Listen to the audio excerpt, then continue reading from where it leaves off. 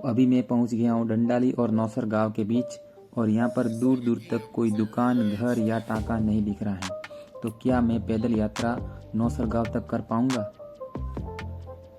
Hello friend, ये है हमारा पैदल यात्रा का तीसरा दिन और अभी लगभग सुबह के 4:30 बज रहे हैं और हम सिंदरी शहर से रवाना हो चुके हैं, जहां हम पिछली रात को रुके थे।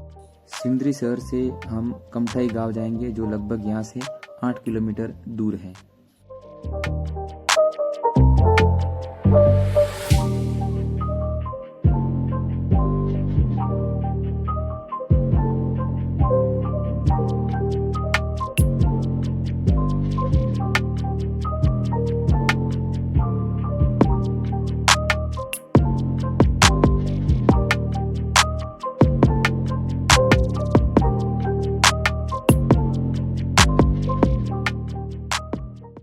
लगभग 5.5 किलोमीटर चलने के बाद हम इस जगह पर पहुंच जाते हैं। ये जो रास्ता है नई कमठई जाता है, तो आपको नई कमठई नहीं जाना है, आपको कमठई जाना है, जो कि सीधा रास्ता है। इस रास्ते पे आपको चलते जाना है।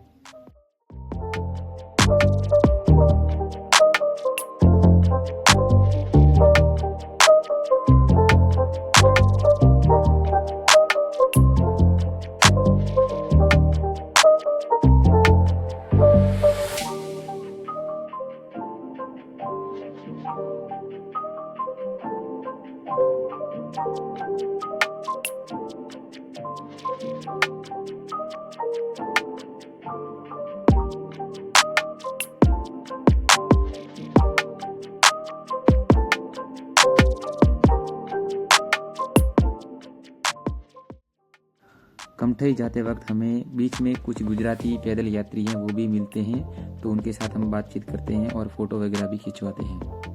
अभी लगभग सुबह के 6:30 के आसपास का समय है और हमें सूर्य उदय होता हुआ दिख रहा है। एकदम सुंदर वातावरण है यहाँ का।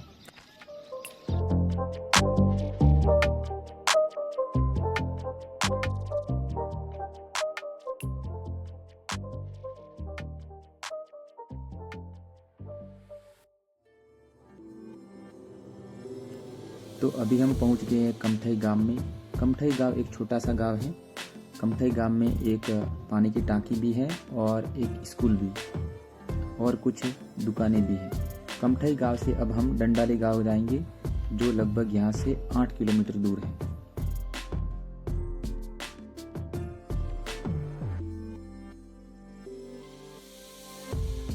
कमठई गांव से कुछ आगे आओगे तो यहाँ पर एक नाडी या तालाब है, जहाँ बारिश का पानी इकट्ठा होता है और जो गांव वाले होते हैं आसपास के, वो यहाँ से टैंकर भर के अपने घर के उपयोग करने या नहाने धोने के काम में भी लाते हैं।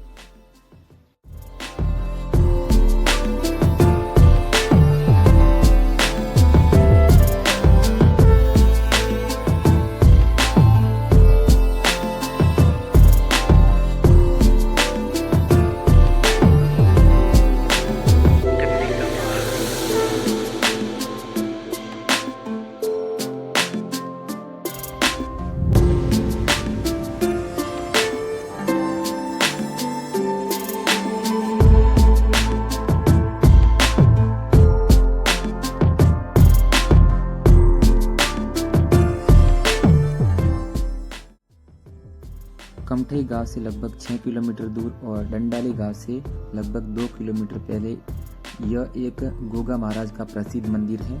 यहाँ पर हम रुकते हैं और स्नान वगैरह करते हैं और अपने कपड़े वगैरह सुखा के यहाँ से फिर आगे के गांव के लिए रवाना होते हैं। डंडाली गांव से अभी हमें आगे नौसर गांव तक जाना है, जो लगभग यहाँ से 8 किलोमीटर दूर है। अभी मैं पहुँच गया हूँ डंडाली और नौसर गांव के बीच और यहाँ पर दूर दूर तक कोई दुकान, घर या टाका नहीं दिख रहा है। तो क्या मैं पैदल यात्रा नौसर गांव तक कर पाऊंगा?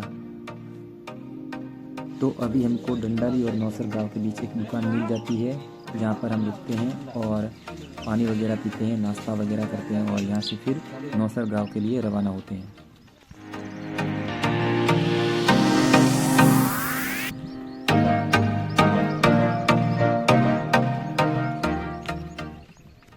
तो अभी हम पहुंच गए हैं नौसर गांव में और नौसर गांव में भी हमें एक राम रसोड़ा मिल जाता है, तो यहाँ पर कुछ देर रुकते हैं रसोड़े राम रसोड़ा वाले जो हमें नाश्ता वगैरह करवाते हैं और फिर खाने को भी बोलते हैं, लेकिन हम उनको मना कर देते हैं क्योंकि हमें आगे और चलना होता है। तो इसलिए हम यहाँ से रवाना हो जाते हैं आगे भोजासर गांव के लिए, जो लगभग यहाँ से 10 किलोमीटर दूर है।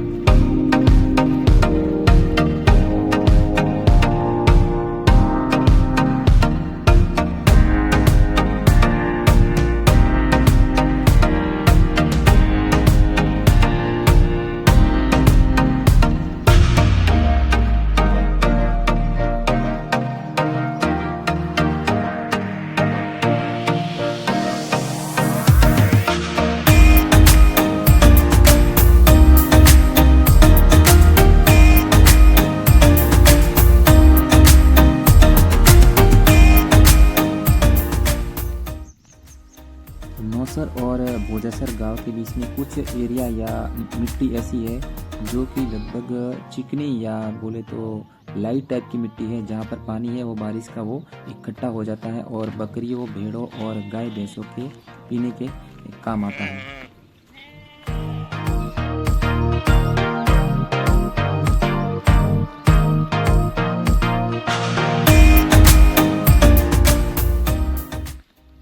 और यहाँ पर आने पर मुझे बहुत ज़्यादा थकान लग जाती है और मेरी स्पीड है वो स्लो हो जाती है।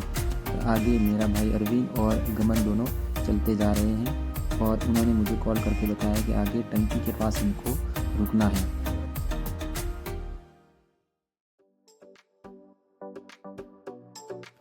तो अभी हम पहुंच चुके हैं टंकी के पास और यहाँ पर कुछ दुकानें भी हैं और यहाँ पर एक गुजराती संघ रुका हुआ होता है, तो वो लोग हमें खाने के लिए आग्रह करते हैं, इनवाइट करते हैं। तो हम उनके साथ खाना वगैरह खा के यहाँ से फिर भोजासर गांव के लिए आगे बढ़ते हैं।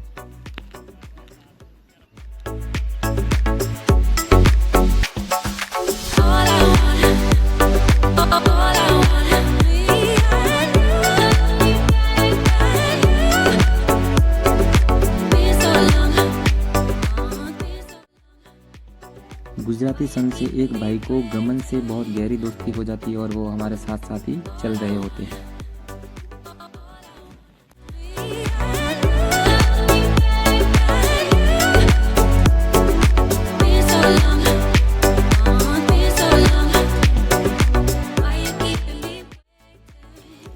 भोजासर और नौसर गांव के बीच में ही हमें बालू के बड़े बड़े टीले देखने को मिल जाते हैं, जो लगभग अर्धचंद्राकार आकृति के होते हैं मोस्ट ऑफली।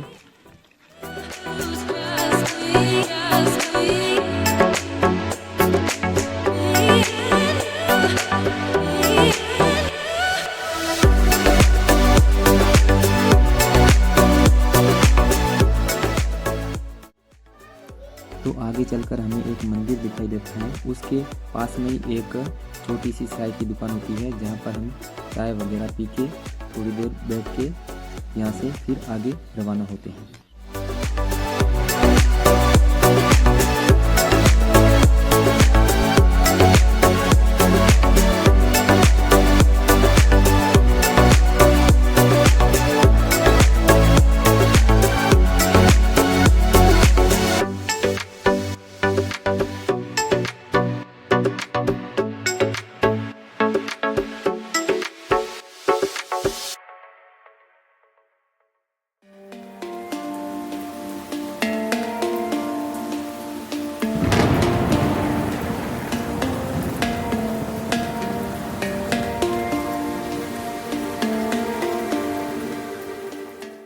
तो अभी हम पहुंच गए हैं उस जगह जहां पर भोजासर गांव की जो ग्राम पंचायत है वो है।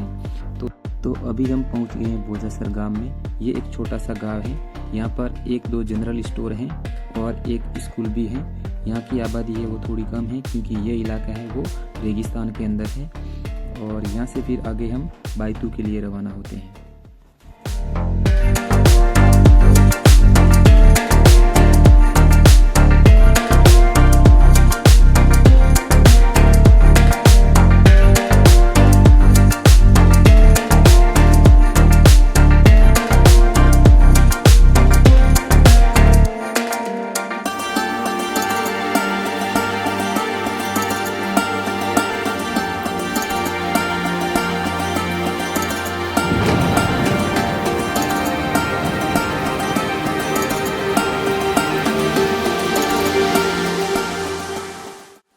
तो अभी हम पहुंच गए हैं भोजासर से आगे रामसरिया गांव के एक स्कूल में, और यहाँ पर हम थोड़ी देर बैठते हैं, पानी वगैरह पीते हैं और आराम करके फिर यहाँ से आगे चलते हैं।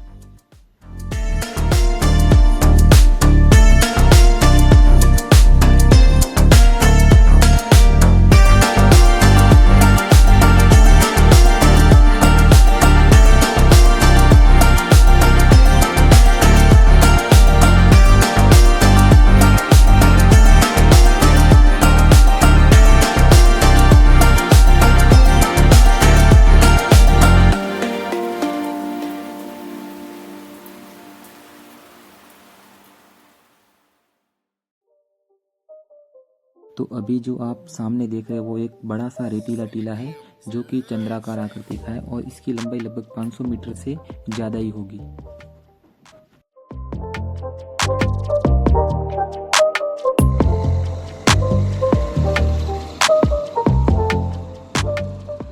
तो अभी हम पहुंच गए हैं रामसरिया गांव, और रामसरिया गांव तो हमें दिखा नहीं, लेकिन वहां का एक आंगनवाड़ी घर बहुत सुंदर दिखा और एक स्कूल भी दिखा। पता नहीं गांव लगभग इस सड़क के साइड में इस तरफ है या उस तरफ है। यहाँ कुछ ढाणियाँ जरूर हमें दिखी। फिर यहाँ से हम आगे चल पड़े।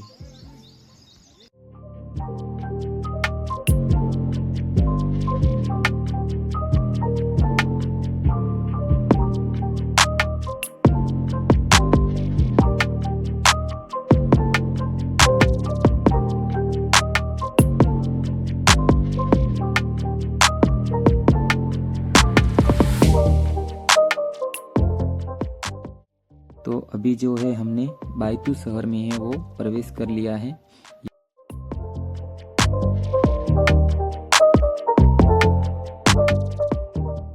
तो अभी हम पहुंच गए हैं बायतू शहर में, और बायतू शहर में एक प्रसिद्ध हेमा बापा का मंदिर है। तो जब भी आप बायतू शहर आओ या यहाँ से गुजर रहे हो तो इस मंदिर में दर्शन करके अवश्य जाएं। यह मंदिर है वो बायतू वासियों के लिए बहुत ही मायने रखता है। एक